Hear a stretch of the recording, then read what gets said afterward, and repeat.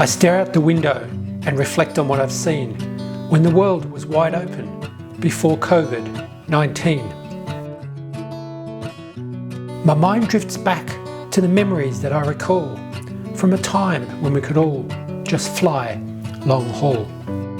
Every country I visited, every person I met, made an indelible impression like a permanent sunset. The plane slowed down abruptly. I was worried we'd fall short. Welcome to Lukla, the world's most dangerous airport. As I tentatively entered the house, I started to perspire. In that moment I imagined being caught in the crossfire.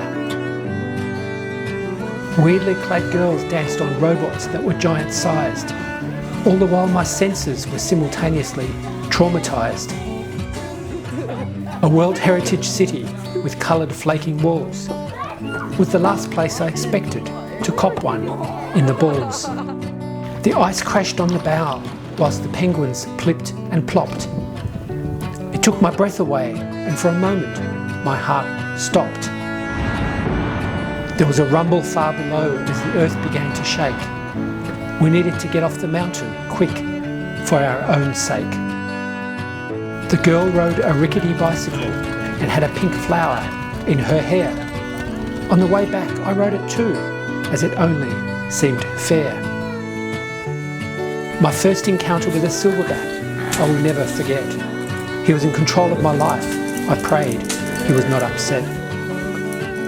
The altitude took my breath away, all my reserves were depleted.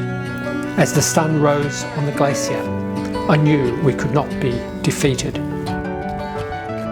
The ladies danced in unison, all covered in ochre.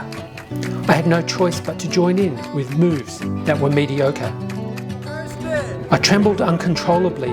If I stayed on board, I'd be remiss. Then he counted down from 10 to 1 as I leaped into the dark abyss. The historical square was packed with the conductor setting the flow as the crowds became intoxicated by the sound and light show. As we took the final step where Noah had been before, we had a new perspective on life with a strong need to explore. When the bans are all lifted, the planet is sure to have changed. At the least, our place at nature's table will have been rearranged. We will travel in small numbers, a few at a time, reaching places where our impact could shift the paradigm. The new normal will be a focus on everything that is green, but in reality it's how the world should always have been.